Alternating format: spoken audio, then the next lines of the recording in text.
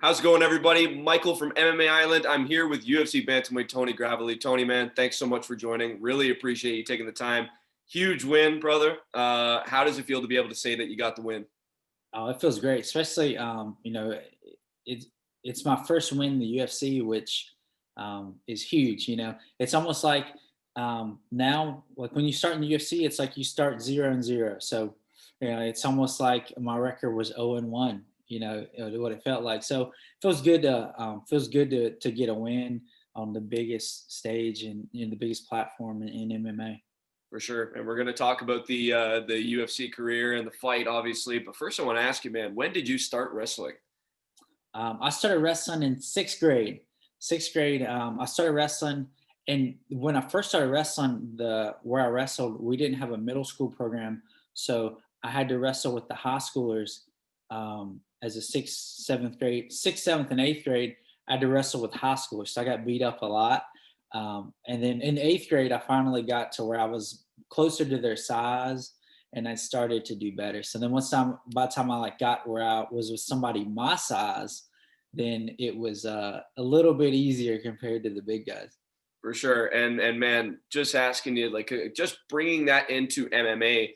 I'm kind of curious, like how did you personally get started? Because you hear people say, oh, they saw flyers, oh, they just went to their gym. How did you get started with MMA? I was pretty much born in a fighting household. My dad taught Taekwondo throughout my whole life, and he just recently, before I even started fighting, had retired from doing that. But by the time I was 3 or 4, I was probably doing Taekwondo, and we always everything we watched was fight related. So we didn't grow up watching football, basketball, all the other stuff. I watched boxing. I watched MMA. So back when the UFC just got started, when there were only like three promotions, like the three I can remember were UFC, Pride, and King of the Cage. Those are like the three that I remember being like the main ones. And then everything we watched was martial arts movies. So it's kind of something I was born into. But my dad was really big on you only fight if you have to defend yourself. Last thing you want to do is fight. So um, I've always wanted to fight. He didn't really like that idea because back then, less rules. It looked really barbaric. It was a lot of things you could do then that you can't do now that make it a little more scary. And he didn't want me doing that. But I started wrestling in middle school.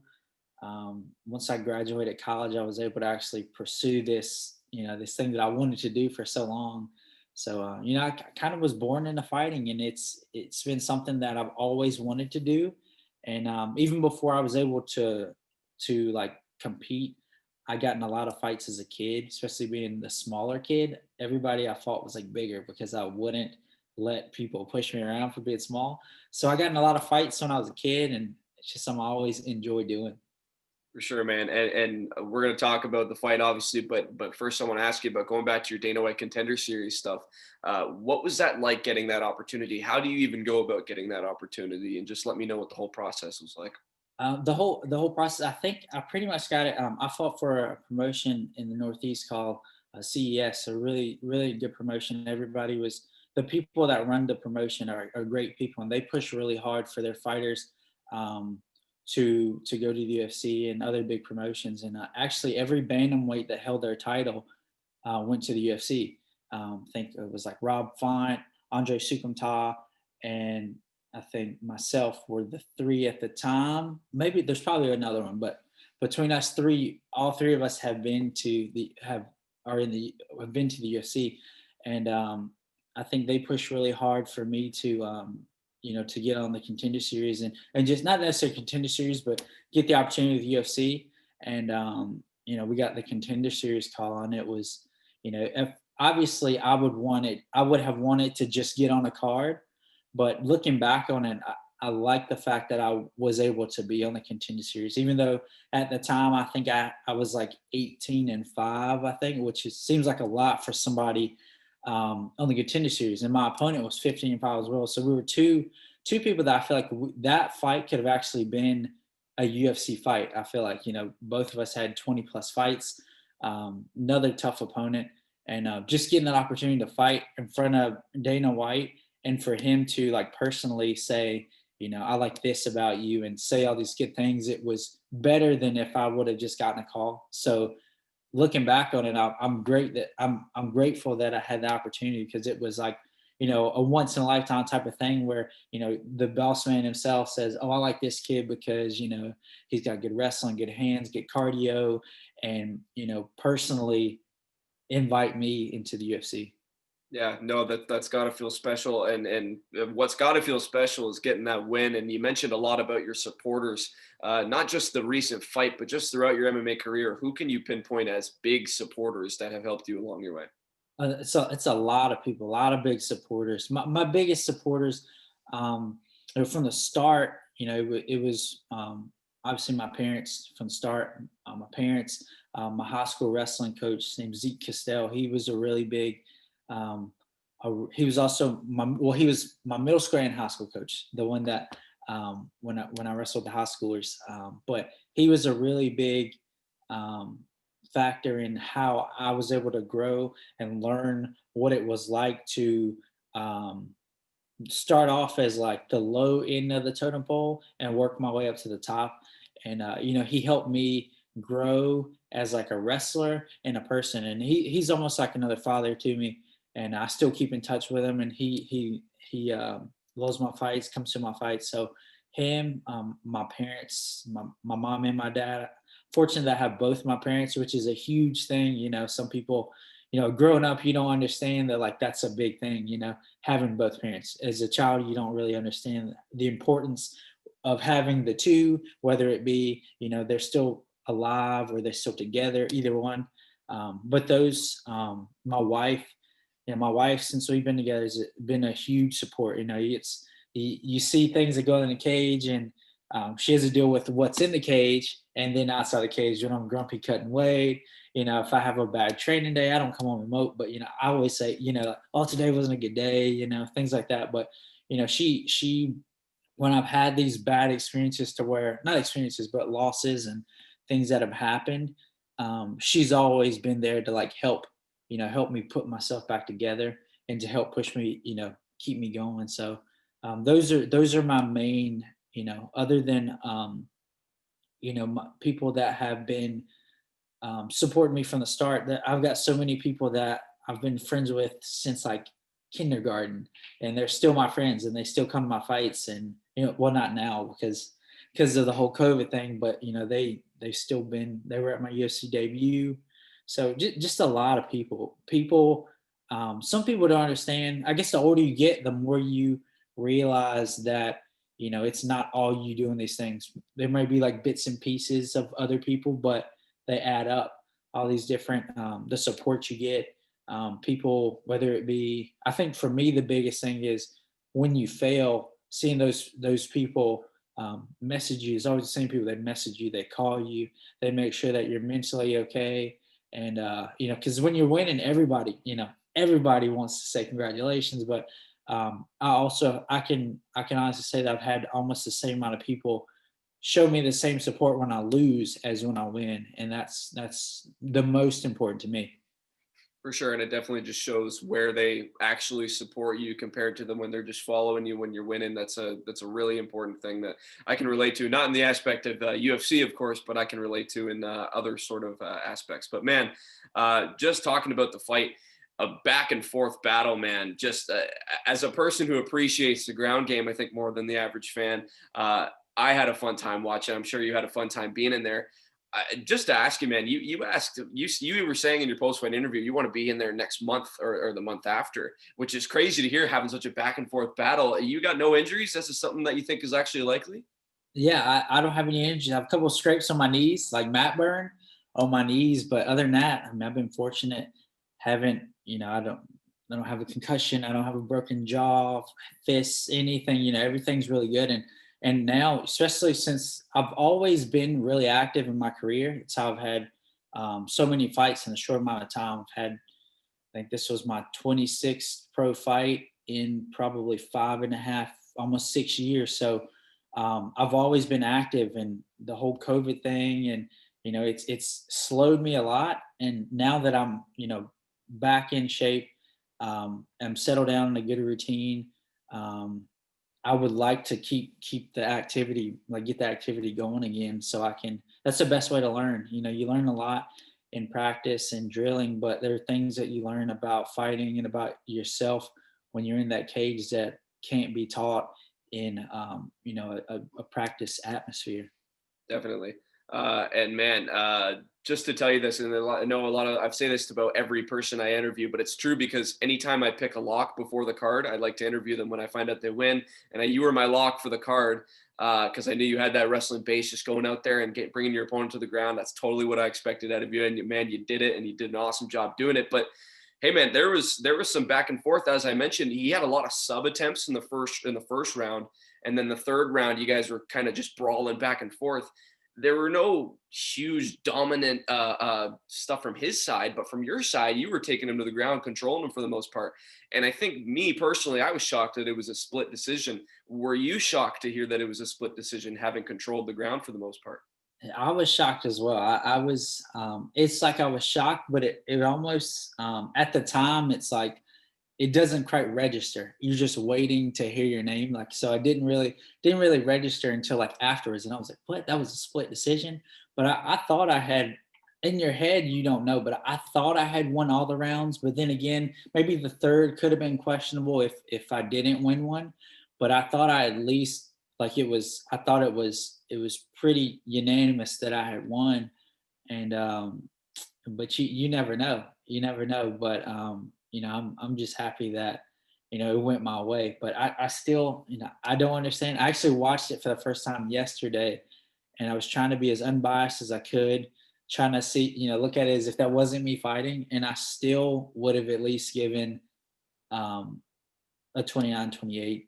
Like the last round was kind of questionable. I thought I stole it back with the at the very end, like the last Yeah, yeah. 15-20 seconds or so. But I don't know, man. I don't know what they look for. Yeah, it was weird because like, and I agree with you. I think the only round you could really give to him is probably the third, but all three of the judges gave the third round to you, and two out of three of the judges gave the second round to him. I was so shocked to see that because the third round you were on the ground controlling it for about 3.5 minutes, uh, and he didn't hit you with anything that really rocked you, at least in my eyes. So just what is your opinion on that? Just seeing how the judges you get you even admitted like the third round it could have went his way, and none of all of them say you, and then we both think the second round dominant for your side, and two of the judges say it's for him. yeah, I mean, I don't know, man. It's crazy to me because you know, especially fighting, you think like Yeah. when you're in there and you watch a lot of fights, and most of the time, for the most part, when I like think of a scorecard watching a fight, it's usually about right. Um, but you don't. Maybe some judges at a certain angle and they think punches landed harder, or either maybe they don't come from a grappling background and they don't think it's important or think it's a big deal what it is to take somebody down and control somebody and to you know um, just be on the ground and stop submissions and things like that. So maybe some judges they just don't not like respect it enough, or they just don't understand. But it does suck because if there was one other judge that thought the same way, I could have lost that fight, and that would really suck because like like myself and a lot of other people, they thought that it was pretty pretty clear cut that I won, but I have no clue, man. Yeah, and just to ask you throughout the fight, like I just remembering from when I saw it live, I watched it again last night as well, but looking at the first round, I think I would say the closest sub from my eyes that he was closest to getting was maybe the omoplata, which is one of the hardest subs to get. What would Uh, you say? Is there even there anything that got even close? Like even the omoplata didn't even look close. What is there anything like a punch, a sub, anything that got close to even catching your attention? no, I don't think like any submissions. I feel like as a wrestler, always having to compete against like higher level black belts.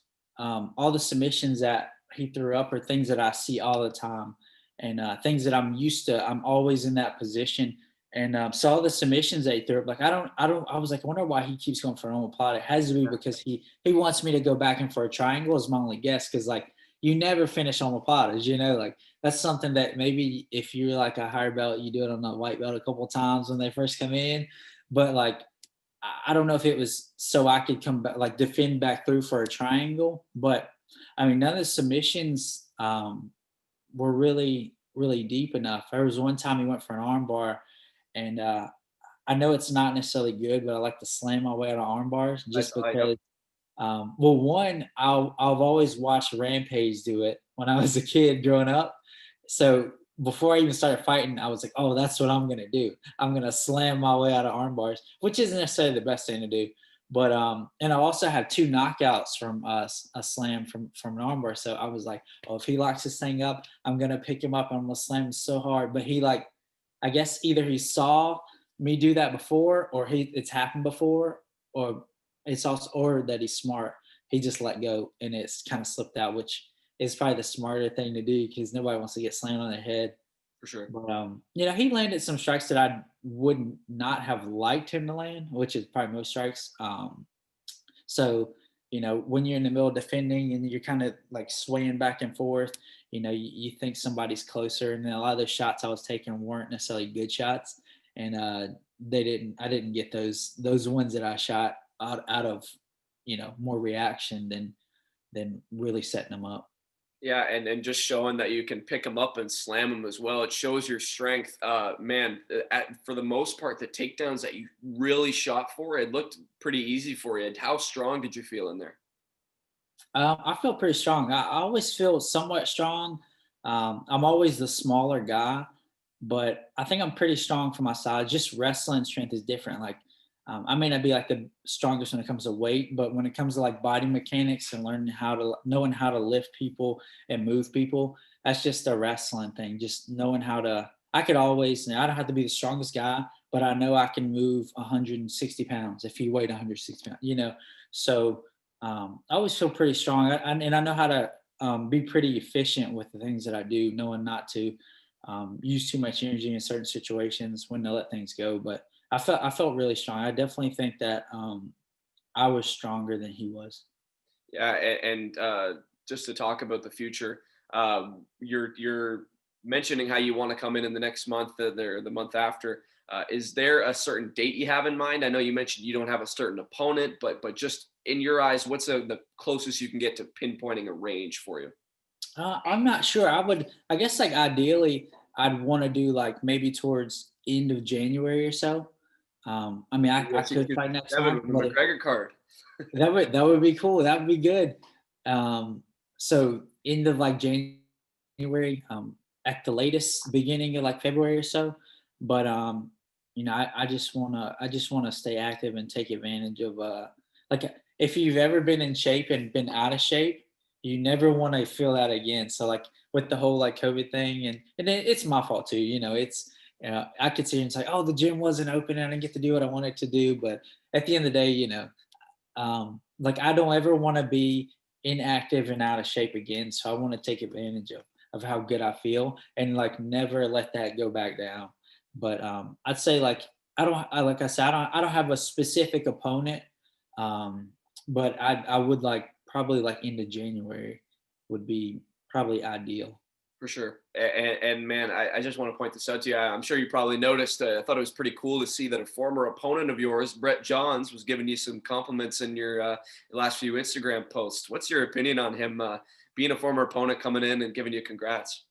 Yeah, Brett's an awesome dude. After our fight, we friended each other. We followed each other on Instagram, and he's been supportive of me. I've been supportive of him. He's had a fight. I think it was only one fight between time we fought, and I have nothing but respect for Brett. He's a really nice guy, and you can tell how good of a person somebody is by. I had like his like family friends.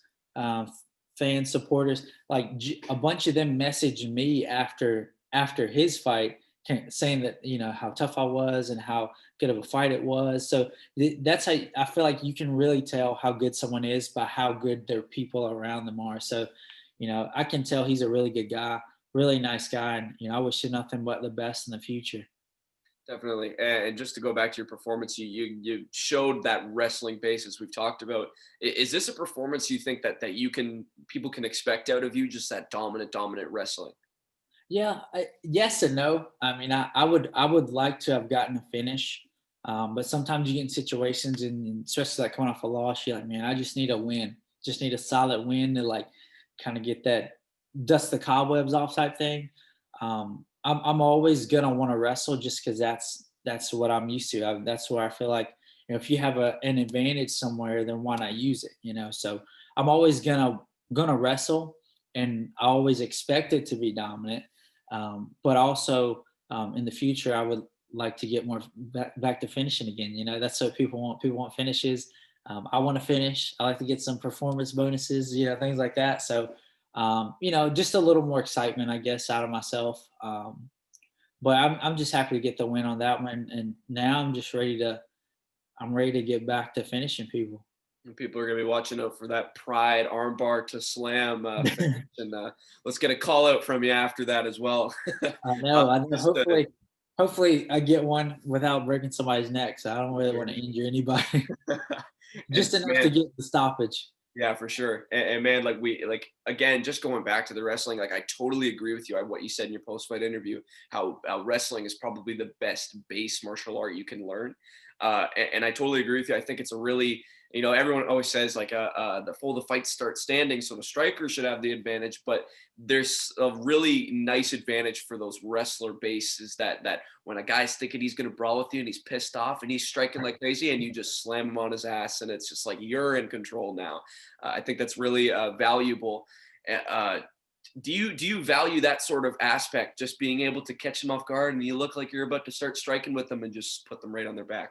Yeah, that's what I've learned. Like, the more you get comfortable striking, so like the more you start an exchange, and people they think they're going to exchange. Sometimes you want to exchange, but sometimes the smarter thing to do, is to level change and take them out. Especially when you see somebody wind up really big, you like see it coming. So like it's just reaction to shoot. But the fact that, I can do that it's like an extra level of confidence going to a fight, because if you can control where the fight's going to take place, doesn't matter how good of a striker someone is. Someone may be a better striker than me, but I know that, I know enough, and I'm good enough on my feet, whether they're better than me or not on the feet. I know that I know enough to always be close enough to where I can take them down, and that's something that, it also throws people off, because you got someone that's a really good striker. Maybe they're a really good kicker. They don't want to kick anymore because they're afraid I'm going to catch their legs, or they're really good at hooks and they don't want to hook anymore. Now they just want to throw jabs and be long. So it makes people, as fighters used to respect the other person's style, but it's a bigger respect, because nobody wants to get taken down and have to work back up just to get taken down again and worn out. Nobody wants to get tired, and that's what wrestling does to people. It gets you tired.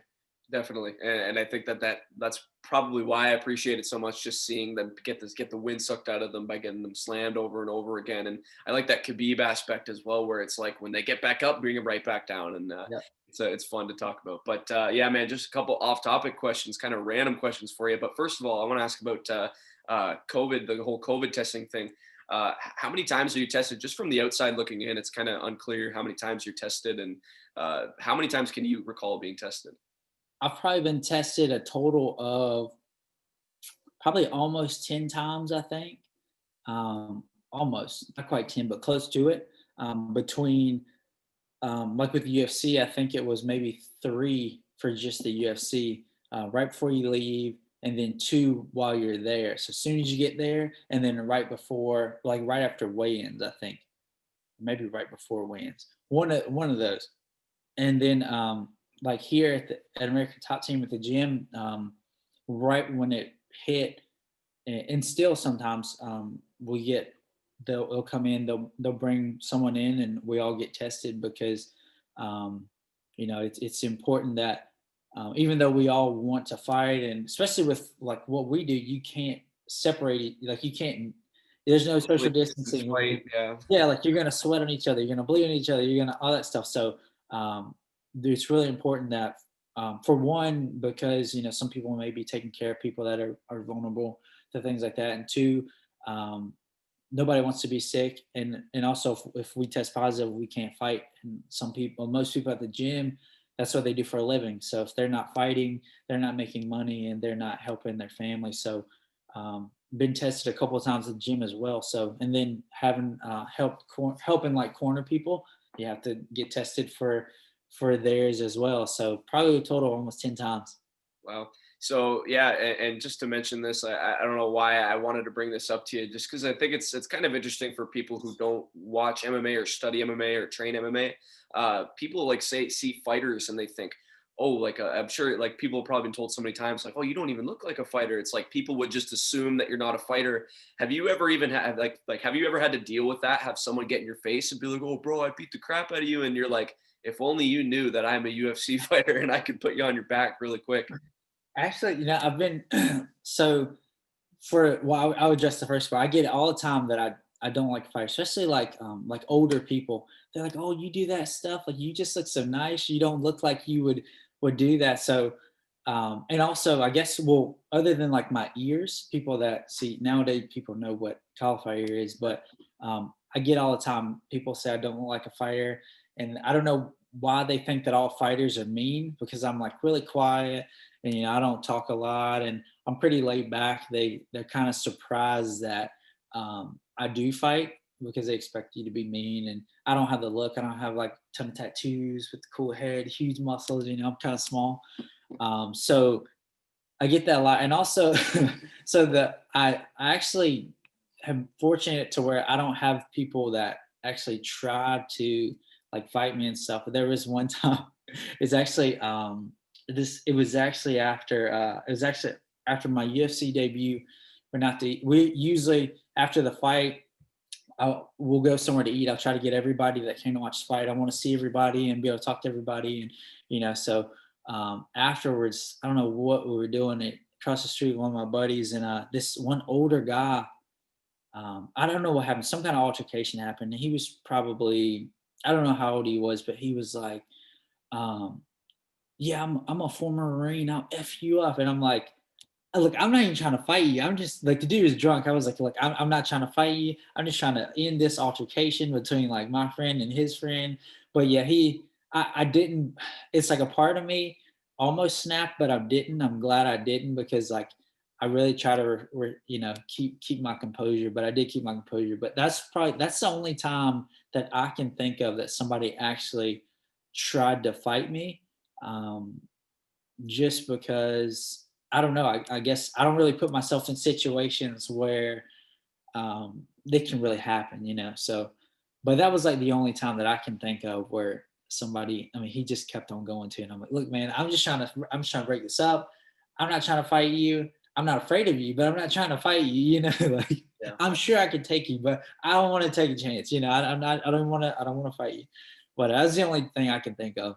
Yeah, for sure. That's probably the smart way to go about the public compared to the UFC fighters, for sure. And just to ask you one last question, or I actually have two more questions for you.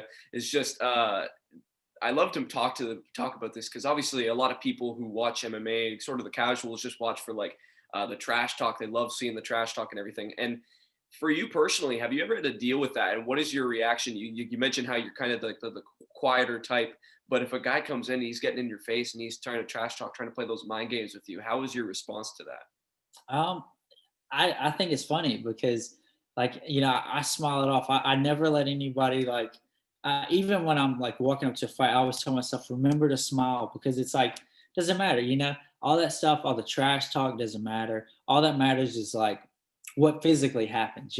So when people come up, I would rather somebody be like that because on the inside it lights a little more of a fire. Of course I want to go out and I want to win. I want to beat the guy up anyway, but like um, I never let somebody dictate my emotions because they're my emotions. I can control them.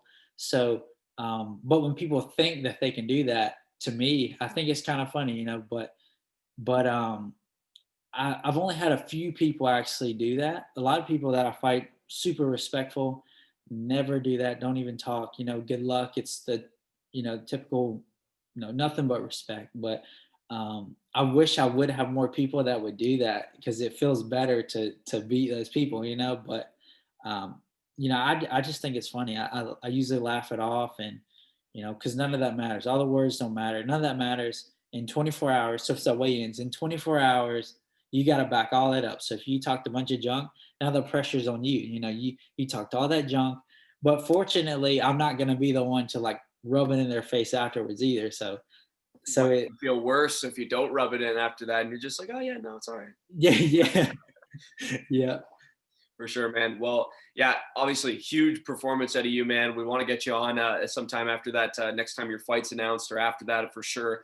But man, I really appreciate taking the time. Just want to end this up with one last question that I'd love to end off my interviews with. For the people who haven't seen Tony Gravely fight, what can they expect to see when you fight next?